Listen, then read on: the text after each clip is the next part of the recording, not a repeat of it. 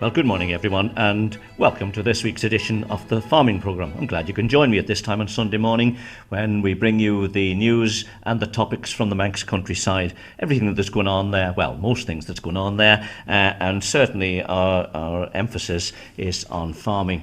And as usual, the resume of the week, a week that's seen a dramatic change in weather when we've enjoyed the dry spell. Even if we've had the cold easterly winds, nevertheless the ground has dried up tremendously. We've been able to get about a lot better. Stock even look better. Sheep are just looking better for having had a dry week. We've started feeding now. We're about a month off lambing. It's just starting to bring on the feeding programme and to bring them up to that time of the year. That's been our main concern, really, accommodating the sheep and the outwintered cattle. Also a bit of maintenance before we really get on with the spring work just a bit later on. Now, you'll have heard me say, and others contributing to this programme, that agriculture is in a particular difficult period at the present time. It all began way back with BSE, foot and mouth, TB, all the rest, all seem to have conspired to bring about this difficult, very difficult period in agriculture. It has to be said here in the Isle of Man, and indeed it was said in the budget debate last week, that here on the island we seem to have been better looked after by our government than would appear to be the case in the UK. And quite frankly, as we look at the UK, we wonder really what the government is doing there and really what its intentions are as far as agriculture is concerned.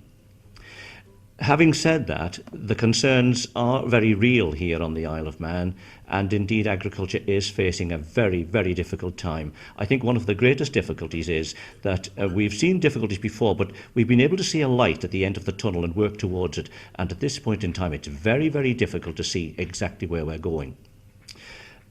Just a short time ago, I think particularly after a Northern NFU meeting held in Andreas, there was considerable concern expressed, and some people there thought that they would like to highlight the difficulties of Manx farming, and one of those people was Robert Morrey. Robert, you've joined me this morning for this programme. Tell us why you were particularly concerned about what's happening in the island at the moment. Well, morning, John. The problems are, I think it's the first time in a long, long time where every sector of the industry is down. It's not just where in the past we've seen maybe the sheep job's been better or worse at other times, and and things tend to sort of balance each other out.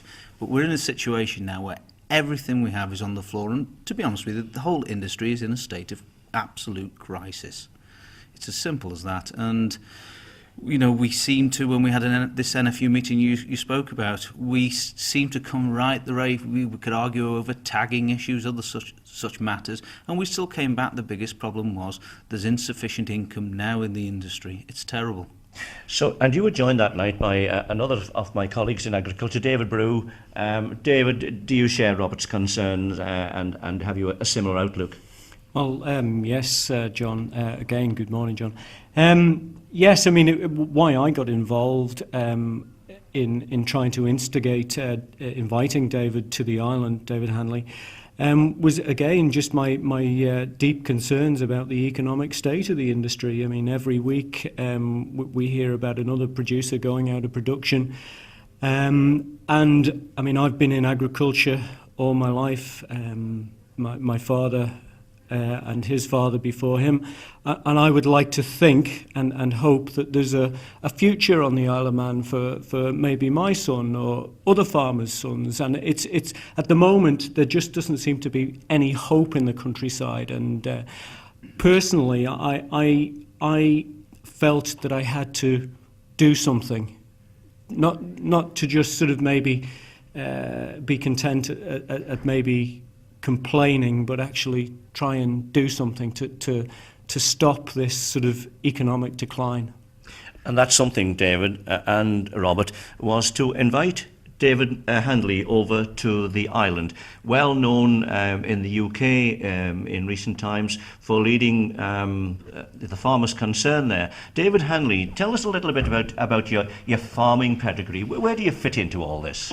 Well, good morning, everybody. Basically, I'm a tenant dairy farmer in South Wales. I milk between 100 and 160 Channel Island cows. Born and bred to farm, really, but was lucky enough to spend a number of years in the corporate world as well when I was trying to decide my future. The reason that Farmers for Action came to being was purely and simply that I'm very selfish. I want to farm. And I was being forced out of farming by corporate power and politicians that weren't prepared to listen. And I, like your two speakers this morning, have felt that, the general public don't want to hear farmers whinging all the time and moaning all the time or asking for handouts. So we decided it's time to get up off our rear end and do something about it. Take the corporate powers on and get them to realise that this is a food chain. And at the moment, John, and it's still as serious as ever, there is a link missing. And that link is the farming link. And we have got to realise we don't need subsidy, we don't need handouts if the margin that was in the food industry was shared equally with all. And unfortunately at the moment, that is still not happening. But I think change is coming. It's got to, because both your speakers have said this morning they want their children to be able to carry on.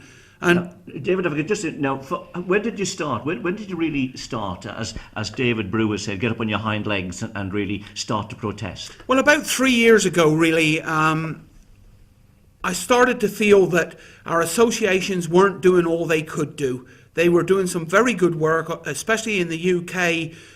They were doing a lot of lobbying, but incomes were still falling. So I felt that lobbying was going on deaf ears. Those associations, though, would they not be farmers as members? Would they not be representing the industry? Well, I think that from a grassroots level, I think there are a lot of people in the unions that are doing a tremendous job. But I think in some of the institutes in the UK, the hierarchy had lost the plot. They got too close to corporate business. They got too close to politicians. Just you used this phrase several times, corporate business. Just tell us what you mean by that. Well, corporate business is businesses that operate around the world that really are PLC businesses that have one aim and one aim only, and that is to make as much profit as they possibly can on a daily basis to pay dividends to their shareholders, and they don't give a damn about their primary supplier. But that's what they're in business for. Well, everyone is in business, John, to make profit. But at the end of the day, you've also got to bring in that some form of ethic. And the ethics have gone, because you've got to remember that a supermarket is only good as a supermarket as long as it's got a primary producer. If it's not got a primary producer, then it's not got a supermarket. So how far will they allow us to decline then, seeing that we are primary producers, before they will take notice of our situation? Well, I think they are taking notice now, because what they've seen certainly in the UK, and I hope they will see shortly in the Isle of Man, that farmers are not prepared to sit down and let this continue. What I've said and said all along is that farmers should work with supermarkets and processors should work with farmers, not the farmers work for them. Because at the end of the day, we are all entitled to profitability. And if you look at the margin in food products at the moment, there is a margin there big enough for us all to get a return on capital invested, labour employed. And at the present moment in time, that is not happening. I have to say that this morning I'm being devil's advocate here, because I get my entire living from farming, milking cows, and that's no joy really at this present time. But I would have to say that if I'm in the market to buy something, I'm looking for the best deal I can get. And if I'm selling my produce, I'm looking for the best price I can get. Is that not true of other businesses who actually deal with the produce that we produce? Yes, I think that's very true, John, and I think as a farmer myself, I'm no different. But there is one difference between us and the supermarkets as they operate at the moment. They actually get products off us at the cheapest possible rate they can to enable them to use them as loss leaders to get people into their shops. And that is where the injustice is. That's where everything is going wrong. But they still maintain profit. If you look at the situation at the minute, the consumer is actually being ripped off here as well. The consumer is our ally. The farming community respect the consumer. We need to get the consumer on board. Farm gate prices now at the lowest for generations, and yet what are we seeing? Consumers paying inflated prices in the supermarkets. That was mentioned just last week on this very programme when we talked to a farmer who was frustrated by the amount that he receives for his produce and then walks through the supermarket to see what the consumer is being charged. That is hurtful. Yes, it's very hurtful. But there is an issue, John, that we haven't touched on this morning. I drove around this island earlier today with Robert, and certainly what I've seen is a beautiful island. It's got a beautiful infrastructure like any other farming community. How is that infrastructure made up? It is made up by farmers. Farmers who in generations past have made profit from their industry, ploughed it back into the land, and that is why the consumer, the general public, the voting public have got what they've got today. What they have to realise is that if we as a farming community do not address this problem now and very, very quickly, they will also lose that wonderful asset that they've got, which is our countryside. But the general public are well fed. They have a good selection on the supermarket shelves at the present time. There is no shortage. They needn't be aware of this at the present time, need they? Well, I think they do need to be aware of it, and I think, John, at this present moment in time, they should be more aware of it than ever. We have got the ever-growing threat daily of terrorist attacks. We have got the threat of war in this world. The situation is at the moment, if we stopped or had stopped by others in the world, the imports coming into our islands today, basically we could not be self-sufficient. I think every family in the United Kingdom, on the Isle of Man, any other country in the world should realise without the farming community there is a grave risk that they may not always be able to guarantee to feed their families. From your point of view now, where you live and where you work, what signs are you seeing that this crisis is deepening? What's happening in your part of the world in the agricultural industry? Well, if you look at the UK at the moment, 60-odd thousand farmers or workers have left the industry over the last 2 years. There is a decline like I've never seen before. In my area alone, I'm in what I call a dairy valley. There were about 9 herds around me 5 years ago. They're now down to 5, and I understand just recently talking to 2 neighbours that they're going as well. It's going to leave us with 1 or 2 herds of cows. Now, there will be some that will say, and government have tried to advocate, that we must have massive herds of cows in specific areas. But the problem with that is, John, there is an environmental issue. That then comes into play. What do we do then with the problems of high nitrogen usage? Because it all comes into play. NVZs, all the problems associated with that. What we've got at the minute is a marvellous infrastructure of small, medium and large, all working together and have done for generations. And long may it continue. Because if you look at any country in the world where they have been forced into these large-scale corporate farming operations, it does nothing for the rural environment, nothing for the countryside, and nothing for the general public. It may not do anything for the environment and for the public, but it is the most efficient system, isn't it? Well, no, I think you've only got to go down into North America and see what's happened in some of the vast dairy areas and large farming populations there. They're reliant on drug usage, they're reliant on very cheap imported labour. If you look at what's happening now in the Eastern Bloc countries, we're incorporating more into the EU now, and yet those people are in fear, those countries coming in fear of Germans and other countries coming in and taking over their land to rape it for what they can get out and then go away. I think we're losing the plot completely around the issue of farming and food production. Now, Farmers for Action has been a protest group. Is that fair? It's been protesting. Where has your protest been directed? Well, I think, yes, it's fair to call FFA a protest group, but I think the image that's created is that or certainly David Handley is a right-wing lunatic. No question of that at all, or the membership of Farmers for Action. What we are is focusing on proactive action against those that don't think that fair play should come into our industry. What we have done is we've focused on the supermarkets through dialogue, and I must emphasise to your listeners, dialogue first, dialogue during, and dialogue after. Keeping within the law. It is important. We have got an image to keep up. That image must be to the general public. They are not militant. They are just going out there to protect their families and their industry. You have been militant, though, in some of your actions. We've been militant, John, in some of the actions. We've stepped over that very fine line. But if you look at the history of Farmers for Action, there's only one man that's ever been arrested. That's yours truly twice. And both times no case to answer. Because either at the latter stage, a magistrate has seen that this is a guy and an organisation that are just fighting for survival. With hindsight now, was militancy right? It's right.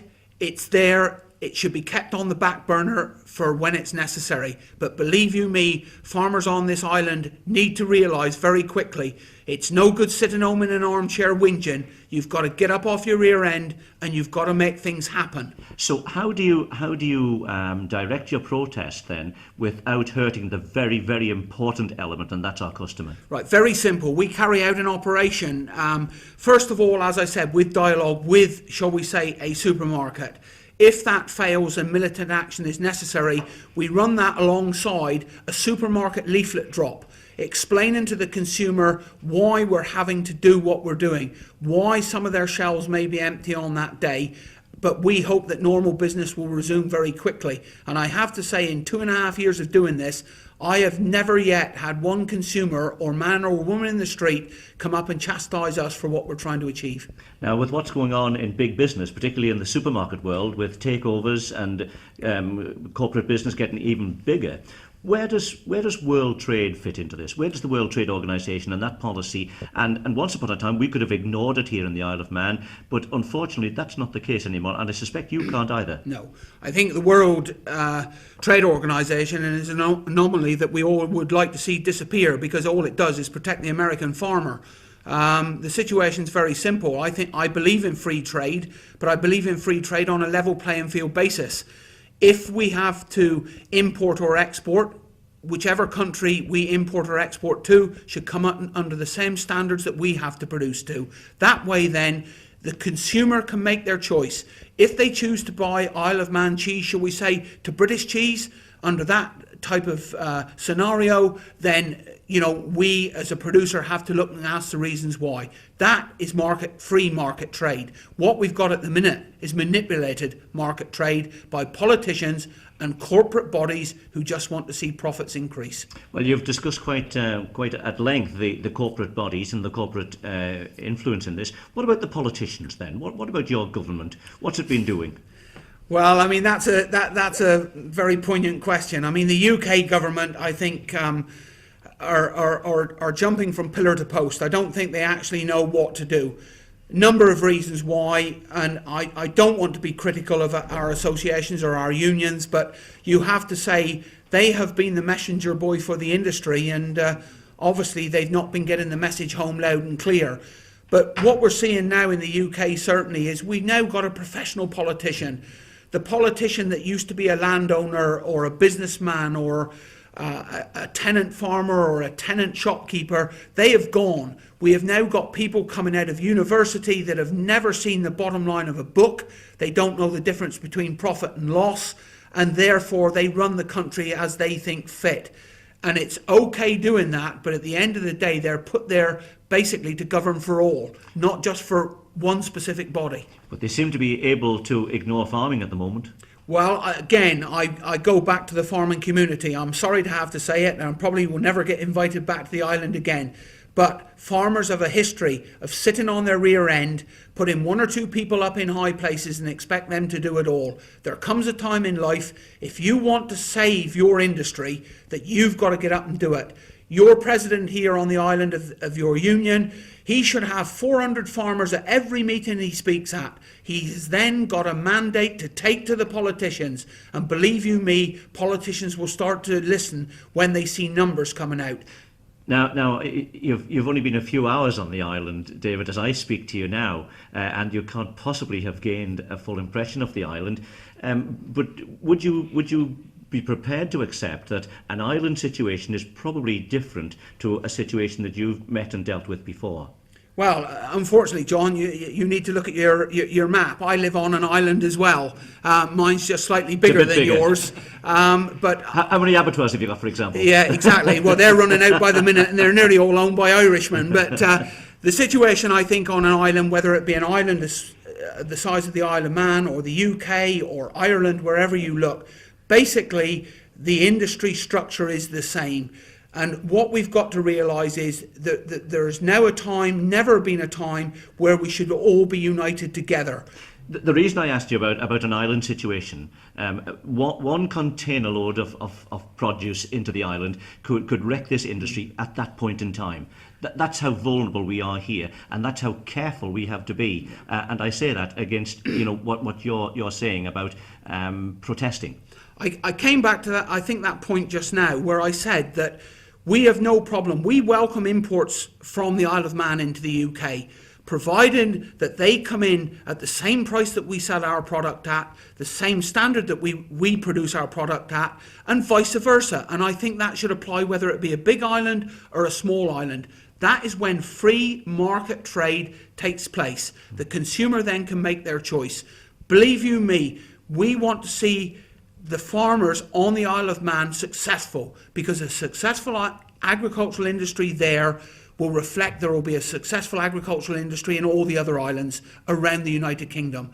And long may it continue, but the time has come, the fight is here.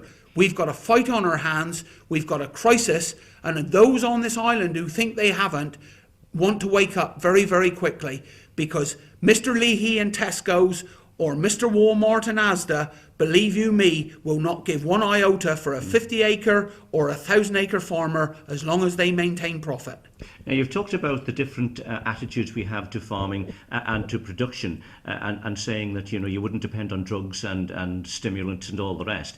How are we going to go forward? We're not going to go backwards, are we? To sort of, where do you stand on organic produce, for example? I think organic is a very good product. But what you've got to remember, John, what is organic? Look in the dictionary. It is without pesticide and fertiliser. When I grew up as a child in the West Country, on a farm, brought up on a farm, we used to have mixed farming. We had rotational grazing. We didn't use drugs like we use drugs today. So what is this marvellous word, organic? All it is traditional farming. I think there comes a time with technology when people sometimes have to take a step back and just ask, where are we going? Analyse everything. I'm not against progress. If progress comes into play, it has to. But you have got to address the one major thing at the end of the day, and that is those that have got to carry that out and implement it. If they've got no money, if they've got no bank balance, and the infrastructure is collapsed, then there is no industry to even move forward with. I think organic is an unfortunate choice of word to describe it. I think the word you've used, traditionally produced, would fulfil the desires of people who want to see produce produced that way, but it wouldn't have the connotations that organic suggests. No, and I think the other thing with organic is as well, I mean, it was a label that was attached to a lot of things. I mean, I know a lot of farmers who would love to go back to traditional farming, but we've been forced into intensive single-item units. I mean, my farm, I expect, if you look back 15, 20, 30 years ago, would have had beef, sheep, pigs, arable, and dairy cows. Now it's got a herd of dairy cows. Why has that happened? Because people have continually reduced the payment that they make to us for the produce we actually produce each day, and therefore we've been forced into intensive agriculture, something that the majority of us don't even want. Do you think if our grandfathers came back, if they could come back and looked at our situation today, they would say, we've seen all this before? I think I can only speak on my grandfather. I think my grandfather came back today. He wouldn't want to see David Handley out in a field with a horse and a plough and a drill. But he would come back, I think he would look and say, well, I think there was some fairness and some ethics and some morals when I was improving my farm. And I think he would like to see that coming back into today's world. So you've been running Farmers for Action now for some time. How actively are you involved, or how active is that movement now in the UK? Well, it's very active. I mean, we set up Farmers for Action really at the request of the supermarkets. 2.5 years ago, when we first picketed, they said, well, you don't represent anybody. I'm pleased to be able to tell you that this week we represent in excess of 5,000 members in the United Kingdom, and it is growing. We don't want to take anyone away from our present unions. We want our unions to work alongside us, with us, underneath us. We work underneath them, whatever. Robert, you've listened now to David, and he's already had a meeting with the General Purposes Committee of the Union. You've listened to him during this interview. Is this the man you expected when you invited him to come to the Isle of Man? It's certainly the man I hoped we were going to get. Yeah, you know as well as me, John, I've been a union man all my life, and the last thing I'd want to see is the union in any way hurt. I want to see this as an extension almost of the union to, just to promote our industry, because our industry, as I said right at the start of the programme, is in a serious crisis. Do you think we're as serious as David has described in the UK? If we're not there now, we're certainly heading there very, very quickly. David Brew, you've listened to this as well. You've met David now probably for the first time. Yes. Your first impressions? I think he's an excellent chap, first class, and what he's got to say, I think, is extremely relevant to the situation that we face here on the island and Manx agriculture. I hope there's a good turnout tonight. Well, you've mentioned tonight we're ahead of the game. This programme was being recorded last Thursday, and a meeting was arranged for Thursday evening. We haven't gone to that yet, but David, what will you be saying to Manx farmers at that meeting? Well, I think, John, I'll be trying to get across the message to them that, as was rightly said just now by David, if the problem isn't here already, it's heading this way. But I think the message really will be, people say that I come out with a lot of rhetoric and, come out with no answers. Well, I'm going to give them the answer tonight. The answer is going to be those that are sat in that hall in front of me, because they're the ones that are going to make the difference. They're the ones that can make the change. Will you be advocating the organisation of a Farmers for Action on the Isle of Man? Certainly, we are an organisation that have expenditure the same as everyone else, and we would like to think that they will become members of Farmers for Action, but also be members of their union and continue to support their union fully. Because I, again, like Robert said earlier, would like to think that we are now at a crisis point within the industry, whether it be on the island of Isle of Man or the island of the United Kingdom, and basically, we need to fight this together. Have you found yourself at odds with the NFU in England? Yes, certainly there is pressure with the hierarchy of the NFU in England against the FFA.